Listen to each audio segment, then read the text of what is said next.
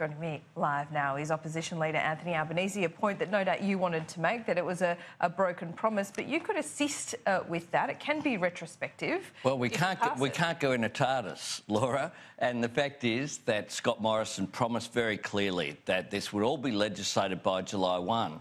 The worrying thing is that he knew at the time he was saying that during the election campaign that the writs wouldn't be returned in time. The schedule that he put forward to the Governor-General would ensure that that wouldn't happen. So it is disappointing that there's already a broken promise before we're sworn in. Now, with regard to the tax cuts that are before the Parliament, we'll facilitate debate. Tomorrow night, unusually, after the Governor-General's reception, Parliament will sit.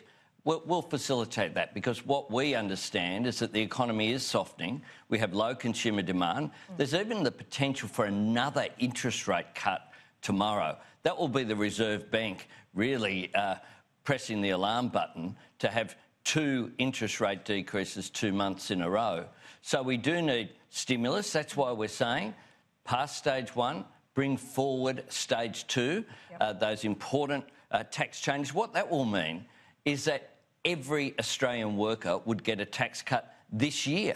What the government's saying is that they're prepared perhaps to hold up the whole package and hold up a tax cut now for something that might happen in 2025. When you say you're prepared to facilitate debate, Matthias Cormann flagged last week that he wants to pass a motion that would force senators to stay here until the tax cut package is passed. Is that what you mean by facilitating debate? No, well, tomorrow, of course, there's no business on the notice paper because it's the first day of Parliament. Yes. So the only way that the government could debate the tax package in the House of Representatives. It wouldn't even be in the Senate on Thursday were it not for Labor facilitating that.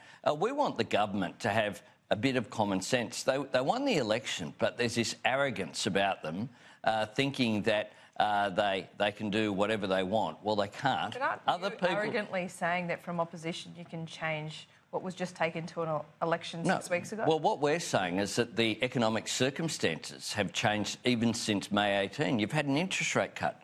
What that is the Reserve Bank intervening in monetary policy. They're saying, if you look at the statement that they made when they made that cut, they called for infrastructure investment to be brought forward. We're in favour of that. Yep. We're also saying we're not trying to redesign the government's stage 2 tax package. We're saying if it's good in 2022, why is it bad in 2019? And we agree that those changes are positive of increasing the threshold from $90,000 to $120,000. What that would do is ensure that everyone above $90,000 also got a tax cut. They talk about aspiration, but they don't want to give a tax cut to middle and high-income earners. But what is your right position? Now. Is it immovable? I mean, Katie Gallagher yesterday said that you're going to wait to see what the crossbench does. What does that mean? No, we're trying to win in the Parliament. We, of course, won't win in the House of Representatives. Is this your final position? We want to win in the Senate. Okay. That's what we're about. And this is your final position? That's what we're about, winning in the Senate. We're about getting stage 1 through. Stage 2... we support, but we think it should be brought forward because the economy needs it. Yep. Stage 3, we think the idea that you would hold up tax cuts today in return for something that might happen in 2025 is quite frankly an economically irresponsible position. So under no circumstances will you support stage 3? Well, we're opposed to stage 3. We want it split off. We're trying to win in the Senate. We'll react as the Senate changes. If we have to consider what happens post-amendments, but we're arguing the case. Yeah. And there is a strong case. It's not just being argued by us, it's being argued by every economist in the land and the Reserve Bank. We'll wait and see what happens tomorrow, Laura. Blame every economist in the land. Well, everyone is saying the economy's softening. Is any economist out there saying the economy's going well? You've got wage rates. We just had Joel Fitzgibbon say in this building about half an hour ago that no one should be standing in the way of these tax cuts, and that's what you are doing. Well, no, we're not.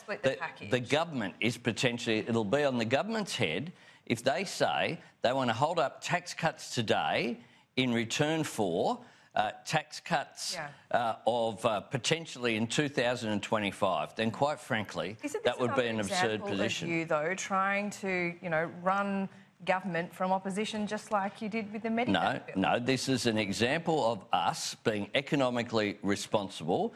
As I might say, it was an example of us being responsible in a humanitarian way, the Medivac bill.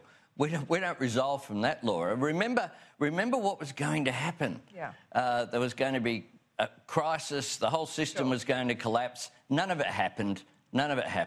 Peter Dutton's been caught out on that, and he's gone a bit quiet on that, I noticed, in the last few days. On tax cuts. The stage 3 would reduce the marginal tax rate from 32% to 32.5% to 30%.